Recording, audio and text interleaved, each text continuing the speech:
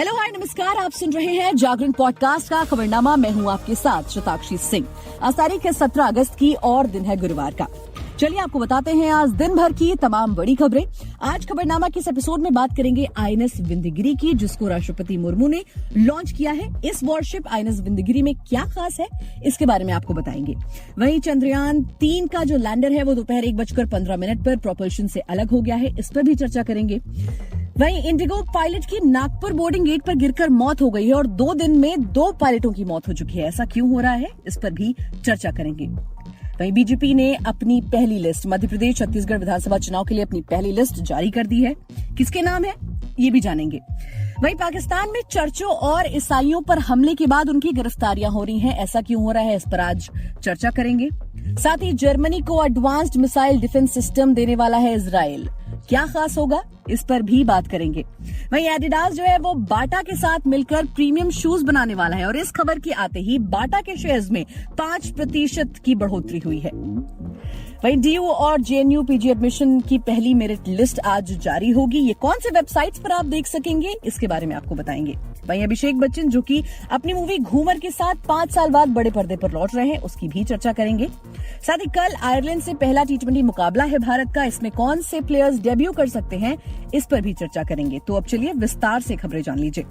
देखिए, भारतीय सेनाओं की सर्वोच्च कमांडर और राष्ट्रपति द्रौपदी मुर्मू 17 अगस्त को पश्चिम बंगाल के दौरे पर पहुंची। उन्होंने कोलकाता में जंगी जहाज आईएनएस विंध्यगिरी लॉन्च किया। नीलगिरी क्लास का ये फ्रिगेट एक स्टेल्थ गाइडेड मिसाइल युद्धपोत है। ये worship anti submarine rocket launchers और ऑटो मिलारा नौसैनिक गन से भी लैस है, जो दुश्मन के जहाज या हेलीकॉप्टर पर हमला करके उसे पूरी तरह से तबाह कर सकता है। इसके अलावा विंध्यगिरी बराक 8 मिसाइल लॉन्च करने में भी सक्षम है। ये बेहतर स्टेल्थ फीचर्स, एडवांस हथियार, sensor, platform management system, latest radar system और एंटी सबमरीन वेपन सिस्टम से लैस है। आईएनएस विंध्यगिरी का डिस्प्लेसमेंट 6,670 टन है। ये करीब 488.10 फीट लंबा है।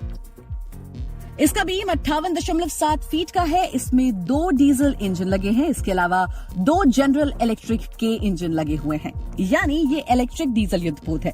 इसकी अधिकतम स्पीड 52 किलोमीटर प्रति घंटा है। इस पर 35 अफसरों के साथ साथ 226 नौसैनिक सवार हो सकते हैं। अगर ये 52 किलोमीटर प्रति घंटा की स्पीड से चले तो उसकी रेंज 4,600 किलोमीटर रहेगी। वहीं अगर ये 30 से 33 किलोमीटर प्रति घंटे की रफ्तार से चले तो ये 10,200 किलोमीटर तक जा सकता है। इसमें इमरजेंसी बचाव या हमला करने के लिए 2 बोट्स भी हैं। अगली खबर की तरफ बढ़ते हैं। देखिए, इसरो ने आज यानी 17 अगस्त को दोपहर 1:15 पर चंद्रयान के प्रोपल्शन मॉड्यूल को लैंडर और रोवर से अलग कर दिया। अब प्रोपल्शन मॉड्यूल चंद्रमा की कक्षा में रहकर धरती से आने वाले रेडिएशंस का अध्ययन करेगा, जबकि लैंडर रोवर 23 अगस्त को शाम 5:47 पर चंद्रमा की सतह पर उतरेंगे। यहाँ वो 14 दिन तक पानी की खोज के साथ साथ कई सारे एक्सपेरिमेंट्स करेंगे। सेपरेशन के बाद विक्रम लैंडर ने प्रोपल्शन मॉड्यूल से कहा, thanks for the ride met.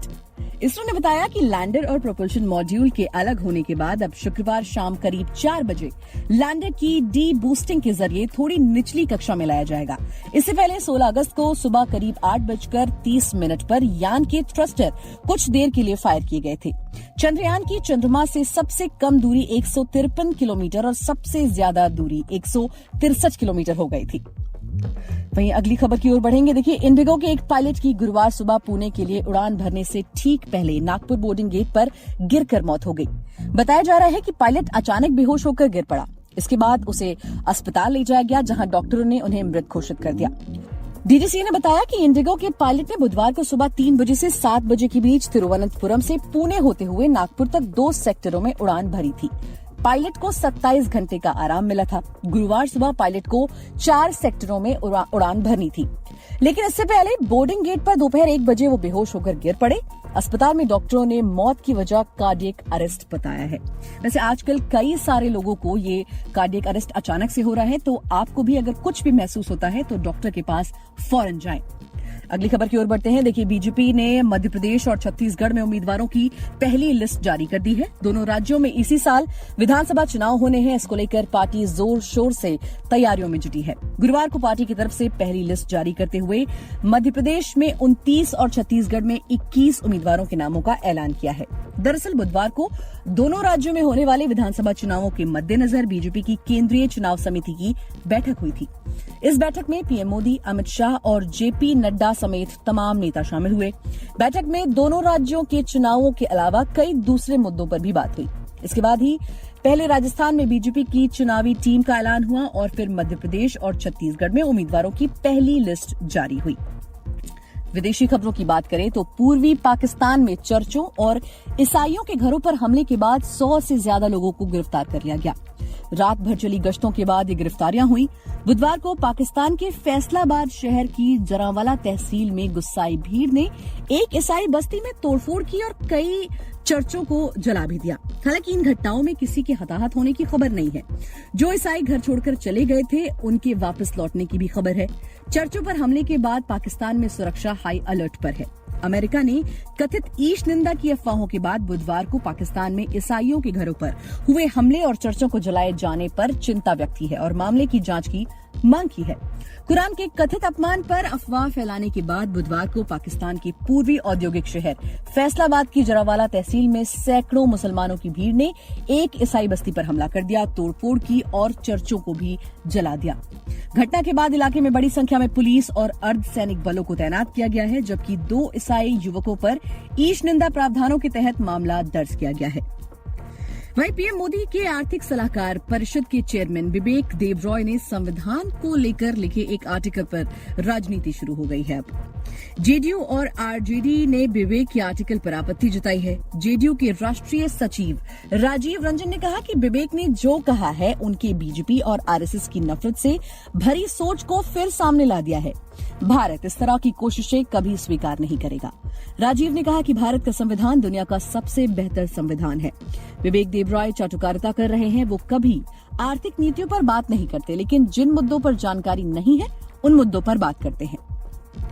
वहीं भारत की दिग्गज शू मेकर कंपनी बाटा जल्द ही स्पोर्ट्स वेयर मैन्युफैक्चरर एडिडास के साथ इंडियन मार्केट के लिए स्ट्रैटेजिक पार्टनरशिप करने का प्लान कर रही है। एक रिपोर्ट में बताया गया कि अभी दोनों कंपनियों के बीच बातचीत एडवांस स्टेज पर है और फाइनल डील की रूपरेखा पर काम चल रहा है। इस खबर के आने के बाद कंपनी के शेयर में आज 5% से ज्यादा की तेजी देखने को मिली। बाटा का शेयर 5.58% बढ़कर 1,739 रुपए पर बंद हुआ। कंपनी के शेयर में बीते 6 महीनों में 20% से ज्यादा की तेजी आई है। वहीं जवाहरलाल नेहरू यूनिवर्सिटी और दिल्ली यूनिवर्सिटी के पोस्ट ग्रेजुएट कोर्सेज में एडमिशन के लिए पहली मेरिट लिस्ट आज रिलीज होगी। वो कैंडिडेट्स जिन्होंने एंट्रेंस के लिए आवेदन किया हो वो रिलीज होने के बाद ऑफिशियल वेबसाइट पर जाकर लिस्ट चेक कर सकते हैं। जेएनयू के पीजी और एडीओपी प्रोग्राम में एडमिशन की पहली मेरिट लिस्ट रिलीज होने के बाद आप jnuee.jnu.ac.in पर जाकर देख सकते हैं। इसके अलावा jnu.ac.in से भी चेकलिस्ट देखी जा सकती है।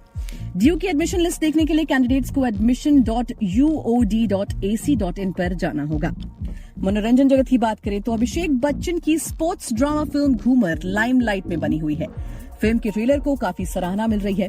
ऐसे में दर्शकों की दिलचस्पी फिल्म में बनी हुई है। अब घूमर कुछ ही दिनों में रिलीज होने जा रही है। अभिषेक बच्चन के लिए घूमर काफी इंपॉर्टेंट फिल्म है। यूं तो एक्टर्स के लिए उनका हर प्रोजेक्ट जरूरी होता है, लेकिन अभिषेक के लिए घूमर इसलिए भी खास है क्योंकि इस फिल्म के साथ वो 5 साल बाद बड़े पर्दे पर वापसी कर रहे हैं। साल 2018 में अभिषेक बच्चन आखिरी बार थिएटर्स में नजर आए थे। उनकी आखिरी थिएट्रिकल रिलीज मनमर्जियां थी, जो कि सितंबर 2018 में आई थी। इसके बाद एक्टर सिनेमा घरों से फिलहाल दूर ही रहे, लेकिन ओटीटी पर वो काफी ज्यादा एक्टिव रहे और बराबर नजर आ रहे थे। खेल जगत की बात करें तो टीम इंडिया अब आयरलैंड दौरे पर है। टीम को वहां 3 T20 मैचों की सीरीज खेलनी है। पहला मुकाबला 18 अगस्त को खेला जाएगा। ये सीरीज कई मायनों में अहम है। आने वाले 3 मैचों में युवा टीम इंडिया के प्रदर्शन पर टीम मैनेजमेंट सहित सिलेक्टर्स की नजरें भी टिकी रहेंगी, क्योंकि उन्हें युवाओं के प्रदर्शन से कई सवालों के जवाब मिल सकते हैं।